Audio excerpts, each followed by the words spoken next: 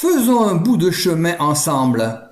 Vidocq salue les humains, libérés des aliénations et contraintes d'un esclavage mental. Lorsque nous savons et voulons regarder l'ensemble des conditionnements, tout devient alors très clair. Il y a ceux qui savent, ceux qui sont susceptibles de savoir en menant leur combat, et ceux représentant le reste. Car à l'heure de l'information, l'ignorance est un choix. Aussi, l'être humain ne bouge pas tant que rien ne l'y oblige. Ceci précisé, passons à l'introduction habituelle. Ami, entends-tu le vol noir des corbeaux sur nos plaines? Ami, entends-tu les cris sourds du pays qu'on enchaîne?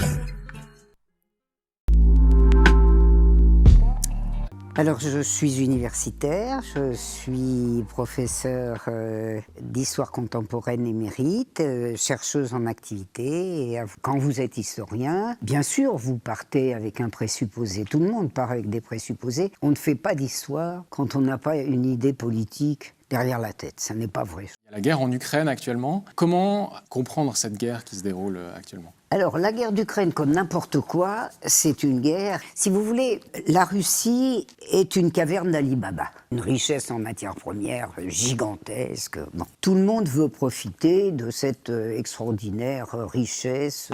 Donc, terre à conquérir. Voilà, c'est-à-dire...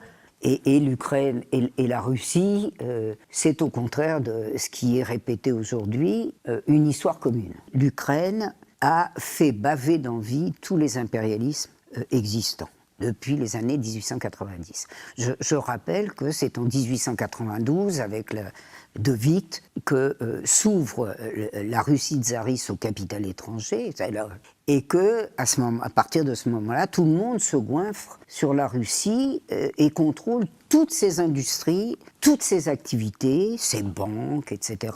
Et tout le monde se partage le morceau. Hein. Les Anglais avaient mis la main sur les mines d'or de l'Alena, mais les marges étaient les plus importantes, que ce soit les pays baltes ou l'Ukraine. Et donc, l'Ukraine est la plus riche. Parce que dans le développement des années 1890, les découvertes de minerais, le charbon, le fer de Krivoïrog, etc., mangeaient l'Ukraine. La Russie, devenue soviétique, a vu débouler 14 puissances sans déclaration de guerre sur son territoire, ce qui lui a coûté plus que la totalité des morts de la Première Guerre mondiale. Quand les Occidentaux, bon 14, hein, vous imaginez que ça fait du monde, c'est bien simple, sauf la Chine, vous y retrouvez tous les soutiens actuels de l'Ukraine de Zelensky. Le Japon, les États-Unis, la France, l'Angleterre, une partie des pays baltes, etc. Bon, la Tchécoslovaquie, alliée de la France, etc. Et donc, ces gens qui sont installés en Russie, les Anglais, parmi eux, établissent à ce moment-là ce qu'on a appelé la ligne Curzon. Hein, c'est le secrétaire aux affaires étrangères, Lord Curzon, qui, en 1919-1920, pensait encore qu'on va pouvoir se partager. La Russie propose une ligne ethnique. Et on est au cœur de la situation actuelle. C'est quoi la ligne ethnique? La Russie de Lvov, l'Ukraine de Lvov, elle devrait être russe. S'il y a les Blancs qui gagnent, on leur redonnera ça. Et puis finalement, comme c'est pas les Blancs qui gagnent, très réactionnaire France aide l'agressive Pologne à se manger 200 km de zone ethnique ukraino-ruthénienne. Pas du tout polonaise, ukraino-ruthénienne. Au lieu que la Russie ait ses frontières ethniques, ben elle ne les a pas. La Pologne, elle voudrait toute l'Ukraine. Malgré les grands câlins que se font par ces temps la Pologne actuelle et l'Ukraine actuelle, il y a des grosses frictions, tout simplement parce que la Pologne a traité ses Ukraino-ruthéniens de manière abominable. De 1920, où les Soviétiques reconnaissent la prééminence polonaise par le traité de Riga, les Polonais donc contrôlent toute l'Ukraine de Lvov. La Russie soviétique a montré à l'égard des nationalités, je dirais, une très grande compréhension, puisque elle leur a donné des droits que ces nationalités n'avaient jamais eus, y compris l'Ukraine. Rien de tel en Pologne. parce que la Pologne, elle a ravagé toute autonomie ukrainienne. Les États-Unis, ils y ont mis les pieds avant 1917, et puis ils y ont remis les pieds à partir de la fin de la Première Guerre mondiale. Bien sûr que qui va fournir l'argent, en particulier de l'exfiltration de masse des criminels de guerre? Les Américains. Ils ne les ont pas seulement récupérés, ils les ont sauvés en masse. Vous savez bien que la conquête spatiale américaine, elle a été très largement faite avec les criminels de guerre que les Américains ont cueillis.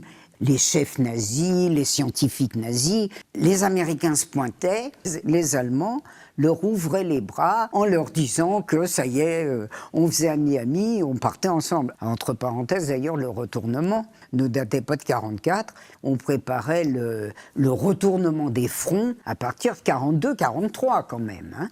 Bien entendu, il y a des gens qui s'était occupé de l'Ukraine, puisque l'Ukraine était une des régions occupées, puis la plus riche des régions occupées. Et les Américains s'installent en Ukraine grâce aux Allemands. Ils récupèrent en mai 1945 Gehlen, le général de la Wehrmacht nazi. Qu'est-ce qu'ils font de Gehlen? Qui s'était occupé de l'Ukraine, qui avait été responsable des interrogatoires, il avait des renseignements sur l'Union soviétique, et il le recrute tout de suite. Il est sollicité pour s'occuper de l'Ukraine. C'est avec Bandera, c'est avec les bandéristes que Gehlen a travaillé. Ce sont des terroristes. Évidemment, pour aider les Allemands à manger la Russie, c'est cette équipe qui fiche la pagaille en Ukraine et en 91. Mais on a Madame Nuland.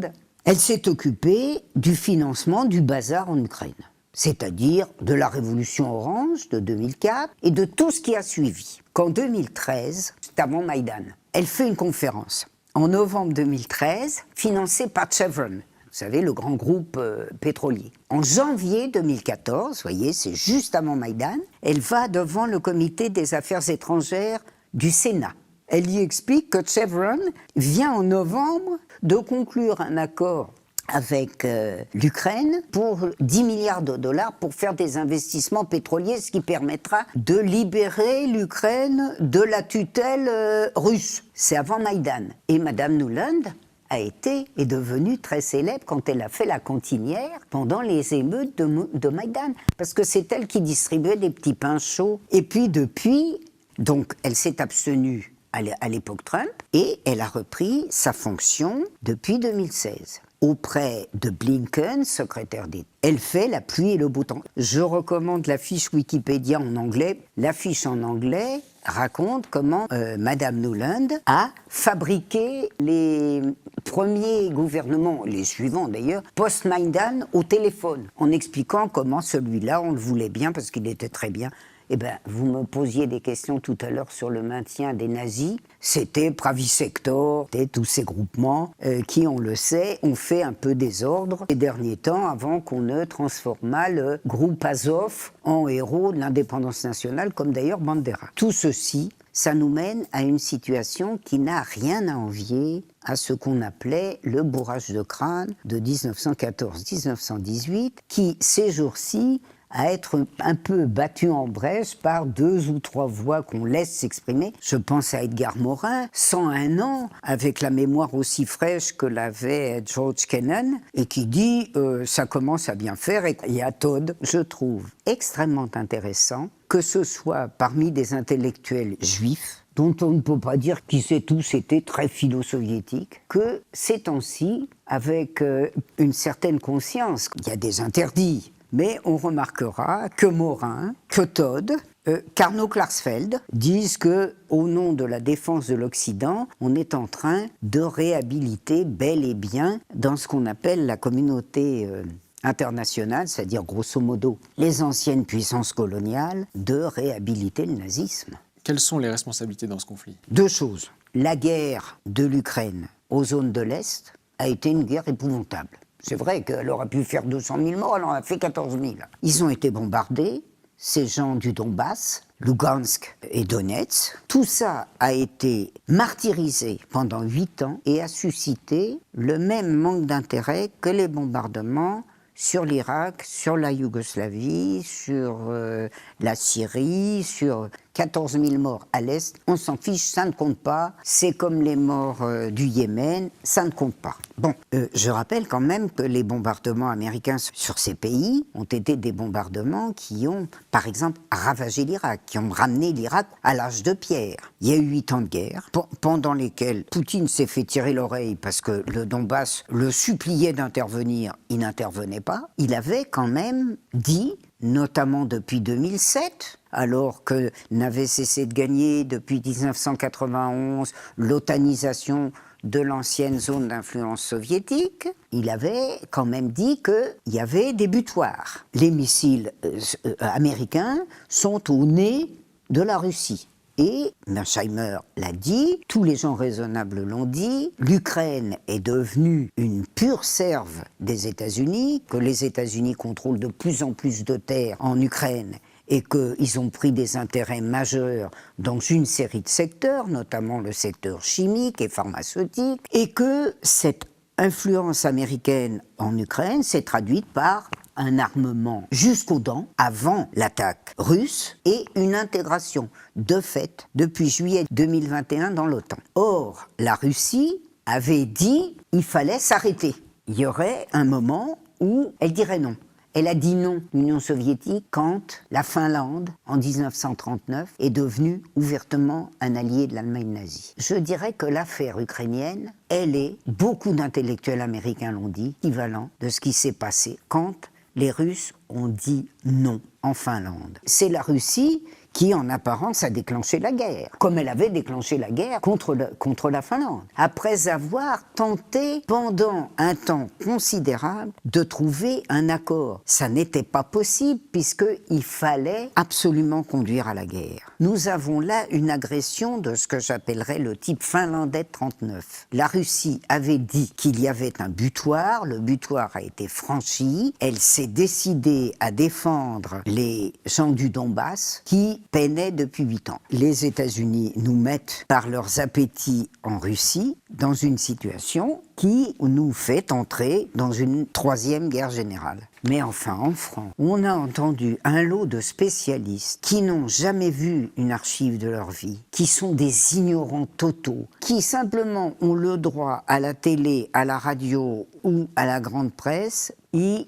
serinent que Poutine est un cinglé, paranoïaque, cancéreux, etc. Quand on arrive à une situation où depuis 40 ans, l'histoire scientifique est détruite, si vous saviez la différence qui peut exister entre eux et ce qu'on enseigne aujourd'hui à nos enfants, c'est un abîme. Si on détruit l'histoire, on rend la population incapable de comprendre l'actualité. Nous avons, avec l'Ukraine, une démonstration parfaite des effets de la destruction de plusieurs décennies d'enseignement historique. Alors, il y a une thématique qui revient souvent dans vos ouvrages, c'est la synarchie. La synarchie, c'est un groupement constitué d'éléments dirigeants du capital financier qui s'est constitué ou reconstitué en 1922, qui existe encore, c'est-à-dire de gens qui, insérés dans le capital national et le capital international, sont convaincus que la solution qu'ils sont en passe d'imposer à l'Italie et qui va être obligée de mettre en œuvre un programme impitoyable contre les salaires, les revenus des paysans, etc.,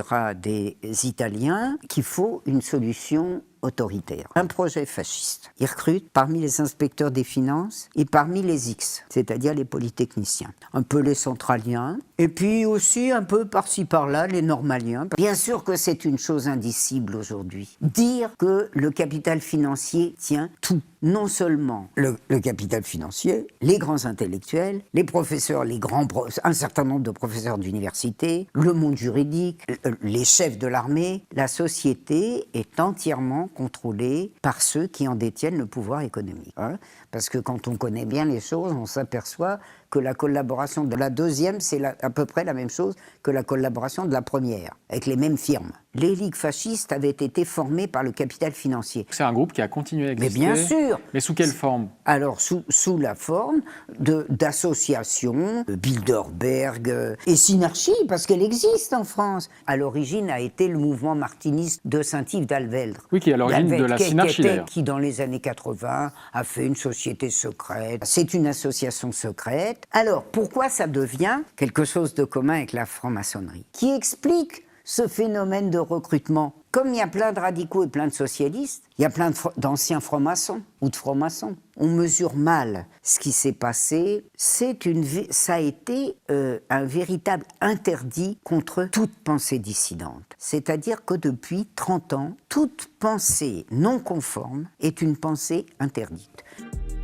Et malgré les nuages, recherchez toujours la lumière qui ne peut jamais s'éteindre. Si nous ne sommes pas capables de poser des questions sceptiques, d'interroger ceux qui nous disent que quelque chose est vrai, d'être sceptiques à l'égard de ceux qui détiennent l'autorité, alors nous sommes à la merci du prochain charlatan politique qui se présente. Ce mélange combustible d'ignorance et de pouvoir, tôt ou tard, va nous exploser à la figure. Merci de rappeler que l'info n'est pas sur les réseaux sociaux.